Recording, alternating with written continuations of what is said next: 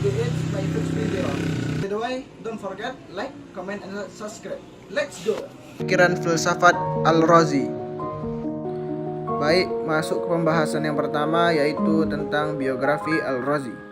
Menurut Supriyadi, bahwa nama lengkap Al-Razi adalah Abu Bakar Muhammad bin Zakaria Al-Razi. Al-Razi dikenal sebagai dokter, filsuf, kimiawan, dan pemikir bebas. Oleh orang Latin dipanggil Razes. Dilahirkan di Rai, dekat dengan Teheran, yang sekarang dipanggil Iran.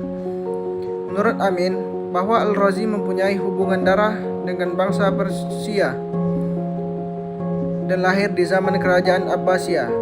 Menurut Syarif, bahwa Al-Razi belajar ilmu kedokteran kepada Ali ibnu Rabban at-Tabari.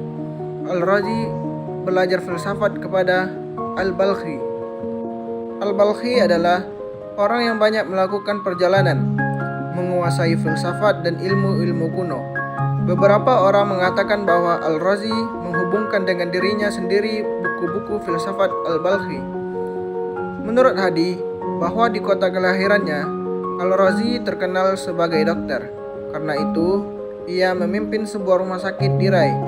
Ketika Mansur bin Ishaq bin Ahmad ibnu Azad menjadi gubernur Rai dari tahun 290 sampai 296 Hijriah atau 902 sampai 908 Masehi, Al-Razi merupakan seorang dokter yang memiliki jiwa dan pikiran yang didasarkan pada filsafat. Masuk ke pembahasan yang kedua, yaitu pemikiran filsafat Al-Razi. Filsafat Al-Razi itu meliputi pada 4. Yang pertama, filsafat 5 kekal. Yang kedua, filsafat jiwa. Yang ketiga, filsafat moral. Dan yang keempat, kenabian dan agama. Pertama, filsafat 5 kekal. 5 ajaran kekal Al-Razi menurut Nasution adalah: yang pertama, materi. Materi merupakan apa yang ditangkap dengan panca indera tentang benda. Yang kedua, ruang, karena materi mengambil tempat. Yang ketiga, waktu, karena materi berubah-ubah keadaannya. Yang keempat, di antara benda-benda ada yang hidup, karena itu perlu ada ruh. Dan yang kelima, semua ini perlu pada pencipta yang mulia, yang maha bijaksana lagi maha tahu. Pemikiran filsafat Al-Razi tentang 5 yang kekal tersebut dapat diuraikan sebagai berikut. Yang A. Al-Bari Ta'ala, Tuhan pencipta yang maha tinggi dan maha sempurna. Tuhan bersifat sempurna.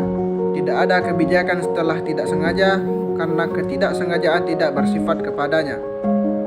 Yang B. An-Nafsul Kulliyah, jiwa universal yang hidup dari jasad ke jasad sampai suatu waktu menemukan kebebasan yang hakiki.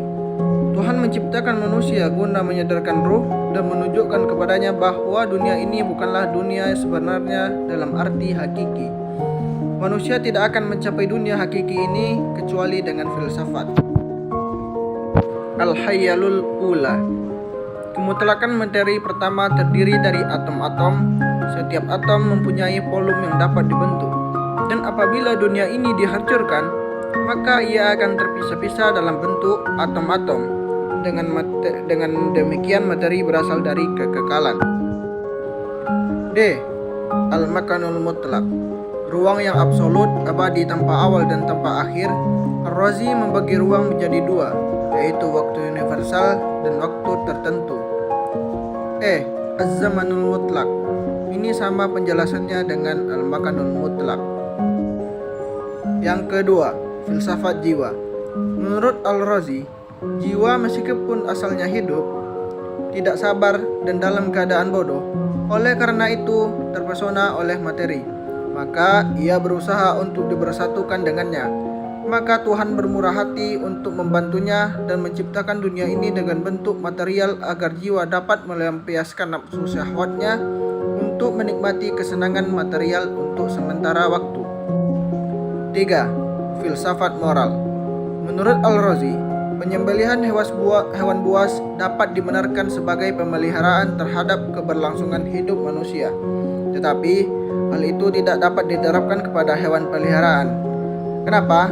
Karena menurutnya penyembelihan itu diartikan sebagai pembebasan jiwa. Pembebasan jiwa mereka agar mereka tinggal dalam tubuh yang lebih baik. atau disebut transmigrasi jiwa. Dan yang terakhir, yang keempat, kenabian dan agama. Bagi Al-Razi, akal menjadi kompas utama dalam kehidupan setiap manusia. Al-Razi tidak percaya kepada para nabi sebab mereka dipandangnya hanya membawa kehancuran bagi umat manusia.